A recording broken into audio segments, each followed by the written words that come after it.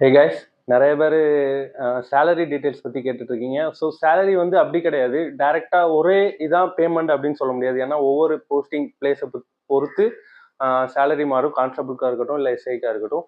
So இதுதான் salary, இவ்வளோ தான் வரும்ன்ட்டு நம்ம ஃபிக்ஸடாக சொல்ல முடியாது. ஆனால் ஆவரேஜாக நீங்கள் ட்ரைனிங்ல இருந்தே நீங்கள் 30 கான்ஸ்டபிளாக இருந்தீங்கன்னா 30 அண்ட் 35 டு அப்ராக்சிமேட்லி வாங்குவீங்க. நீங்கள் யூனிட்டில் போஸ்டிங் ஆனீங்கன்னா ஸோ அதை பொறுத்து நீங்கள் பிளேஸ் ஆகிற யூனிட்டை பொறுத்து நீங்கள் ரிஸ்க் ஏரியாவில் இருக்கிறீங்களா இல்லை ஸ்டாட்டிக் ஏரியாவில் இருக்கீங்களா பொறுத்து உங்களோட சேலரி டிவியேட் ஆகும். ஓகேவா? ஸோ சேலரி இதுதான் ஃபிக்ஸடாக போட முடியாது. அண்டு மற்ற ஃபோர்ஸஸ் எல்லா ஃபோர்ஸஸ்லையுமே இப்படி தான். பிஎஸ்எஃப்ல பார்த்தீங்கன்னா பார்டர் அலவன்ஸாக இருக்கட்டும், இல்லை எஸ்எஸ்பியில் பார்த்தீங்கன்னா அந்த மாதிரி அலவன்ஸஸாக இருக்கட்டும்.